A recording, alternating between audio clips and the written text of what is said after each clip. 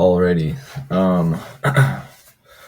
Welcome everybody back to another ARC 132 tutorial. Rather, I guess, first one of the winter.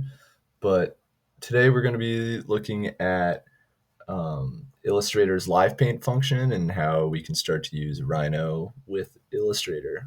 So we're looking at isometric views today. So I've got here my 3D object that we are going to make into a 2D drawing, and then we're going to add some colors to it in Illustrator. I think it's important to note that in Rhino with these objects, and I guess right now we're just dealing with sort of a cube of sorts with some pieces pulled out and shifted and whatnot. But these are tools for creating 2D drawings. You know, it's never the actual full piece. Like, I'm using this to create different views, to get different drawings, to show different information with the object. Gonzalo is making a video as well that's going to touch on the view cube, which is a nice tool to start helping set up a different variety of views that kind of go beyond the Rhino standard isometric views that we're going to be working with today, that you can see here in this drop down. But with the view cube, you can start to play with worm's eye projections. You can start to play with creating oblique projections and kind of different isometric views. Anyways, today though, for the purpose of this video, we're just going to be playing with the Rhino provided for isometric views. You can find them in the drop down under set view, under isometric, and you'll see northeast, northwest, southeast, and southwest. Those refer to the direction from which the camera will be pointing. So have here a little compass, and if I want to set a view up that's looking from this angle here, from the southeast, I will very simply go set view, isometric, southeast. Now, a couple of things to note which just happened here. First of all, I went from being in a perspective view to a parallel view. So now all of the lines are straight and parallel to one another if they're in the same plane. You can also see in our properties menu that the projection has switched from perspective, to parallel. Can actually switch it back to show the difference. So we have perspective and parallel. For this project, I think I want to use the southeast view, but maybe let's check out northeast as well, because that could be interesting. But it directly corresponds to this compass here. So if it's northeast, the camera's pointing towards from the northeast, northwest, southwest act the same. So I think I liked the view before a bit better, so I'm going to go back to the southeast. And to pan around, so you don't lose your projection like I just did there, you want to make sure you're holding shift and right click. Another tool that we're going to use to make sure we don't lose our view is the named views. So I have mine set up on a panel right here. If you don't have that panel, you can go up to the top drop down, select panels, and you'll see named views here. If I uncheck it, it'll disappear, but it's okay because I can just check it and it'll come back. So once I'm happy with my view, I'm going to hit the little save button here. Pop-up will ask me what I want to name it. Go isometric view 01. Right on. So now I can mess around. Oh no, I've lost my view. Double click on the named view and we're back. So now we've got our object, we have our view set up. Now we have to do make 2D. Pretty simple. I'm going to select my whole object. I'm going to type make 2D. Oh, make 2D. There we go. Now we're going to have this pop-up window come. And so a couple of things to note here. We want to keep the projection on the view. Object properties, I want to maintain my source layers so that when this starts to become more of an issue when you're dealing with complex models that have a ton of different 3D layers and different components, but I like to maintain source layers so that when it goes into the Make 2D dropdown, everything is the same. For this purpose, we're going to turn off tangent lines, we're going to turn off hidden lines, scene silhouette. We are going to use group output and register with previous. So for the layer name, I'm just going to call it Make 2D. I'm going to press enter. The computer's going to think, and nothing's going to happen seemingly. But if I go to my top view, and I'm going to do ZS for zoom selected, you'll see it pop up. Oh, there we go. I'm just going to move it up here for a second. Zoom in again. Cool. So now if we come into our layers, we'll see that we have a Make 2D dropdown that has all of the curves on one layer on this 04, because that is where I modeled the object on. This is kind of the fun part. I mean, the Make 2D is not a perfect system, so you're going to have to go through and line weight everything as you normally would a drawing. I've actually already done that. So I'm just going to hit show. I'm going to come down here. And here's the object, line weighted. I'm just using 2 line weights, dark line weight for the silhouette and a light line weight for the interior, just to keep it simple for now. But we have it in our layout bounding box. So if I come over to my layouts, to my 11 by 17 export, I'm going to click that. You're going to see here that my isometric is sitting nicely there. So we are going to go ahead and export this. Oh, alrighty. And when you're exporting out of Rhino, in this case, it is super, super, super important that you choose a vector output in your output type.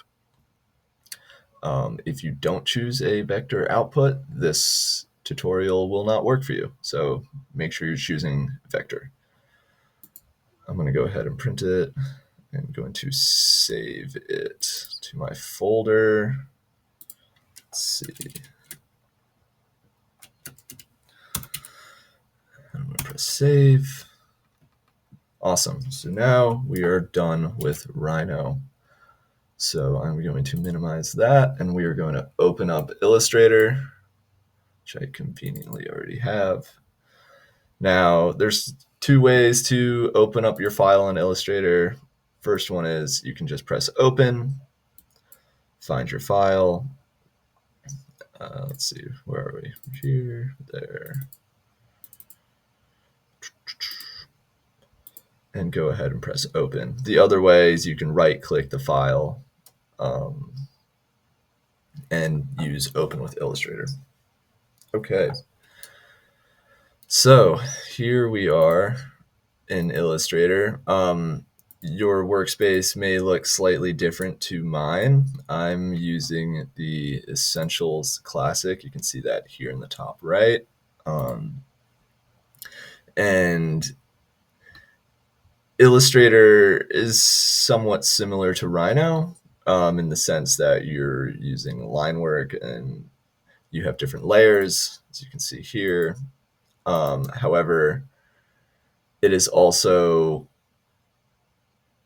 very different from Rhino in terms of how the layers work. So it's more similar to a Photoshop if anyone's familiar with that. But if I add a layer, I'm gonna make, I guess it's a white box right now, but let's just make it red for effect. So since this layer is above this layer, the object will be too. I can move it down and it goes below the layer. So the layers kind of work in a more traditional sense in Illustrator compared to Rhino.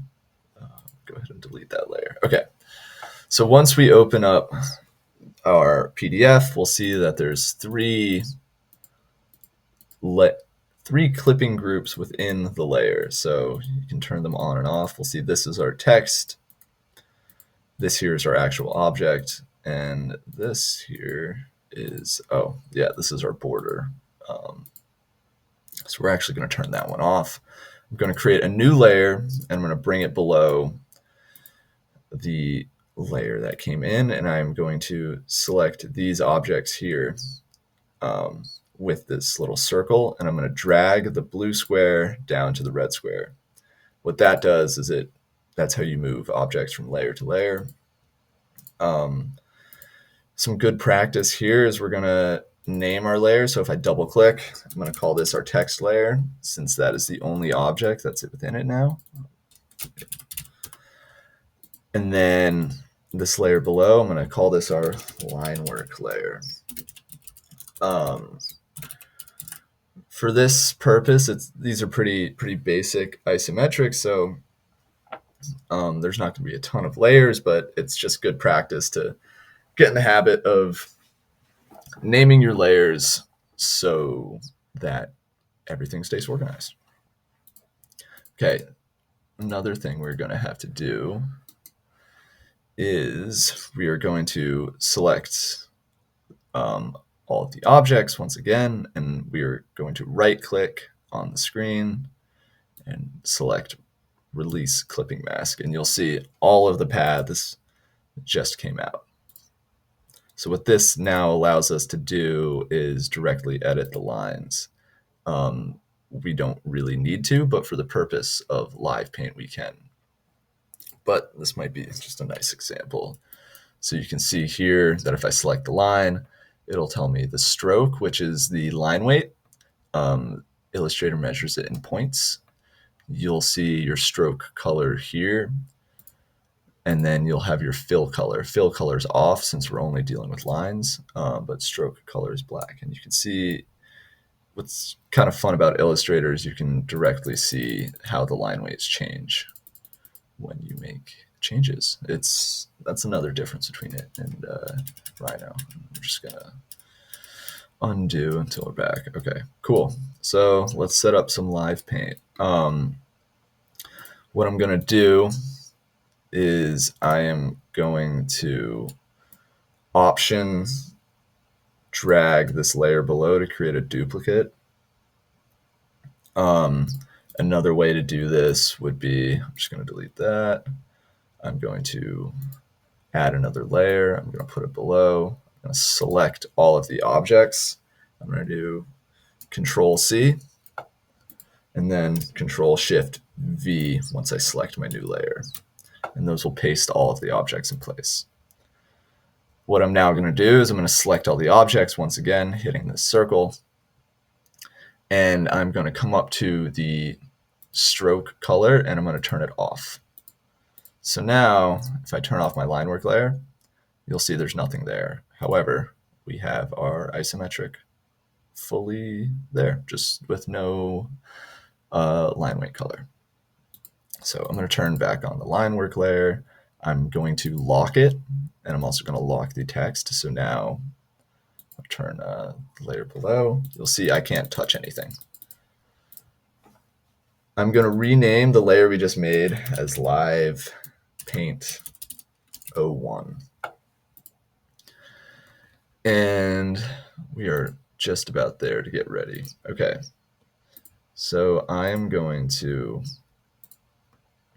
we need to add a color to our fill here to get started. So if you're looking at it and there's two, I guess this white box with a cross with it, that means no color. You can click here, this black and white boxes that are overlapped, and you'll see that it'll automatically populate those two with colors. I'm going to go to the fill color and I'm going to do new swatch, and let's see what I want to do. Just need any color. Okay, looks like we're doing like a mint green of sorts. Cool. Okay, and then I'm going to turn off this stroke again. We're going to come back to our layers. I'm going to select my live paint layer, and I am going to press the K key. That's the shortcut for live paint. You can also go over here. You can find the live paint bucket right there. If it doesn't show up, you can hold down with a left click and you'll see the drop paint or the drop down start to come out. And so now you'll see I have this little scrolling wheel above my paint bucket, and that is directly related to all of the stroke colors here. So if I were to populate it with another color, let's get a little bit darker version going here. You'll see that I now have another color. So with the live paint, this is super simple. We just click where we want tone. So for this isometric, I'm gonna color all the faces a different tone, and I just click. So 1, 2, 3, 4, and on and on and on. Super straightforward. And now to get back to a normal key or get out of the tool, I always hit V, which is the just de facto selection tool. And that'll get me out of the live paint functionality. And here we go. There's our first layer. So what you're going to want to do is repeat this a couple of times. No. What you're going to want to do is repeat this for each face. So we'll end up having 3 live paint layers. Okay, now we're going to go ahead and do that same process a couple more times to make sure we have a layer for all of the faces, and I will show you why in a minute. So once again, we're going to select all of the objects, Control C. We are going to create a new layer, call this one Live Paint 02. I'm going to Control Shift V. So now all of the line work is on Live Paint 02. We're going to lock our original line weight layer. We are going to turn our stroke to none. I am going to press K to create a live paint layer, and I am going to get all of the front faces. All right, I'm going to do V to get out of there, and we're going to do it one more time. So new layer, select line work, Control C, Control Shift V. We are going to turn the stroke off. We're going to lock the layer.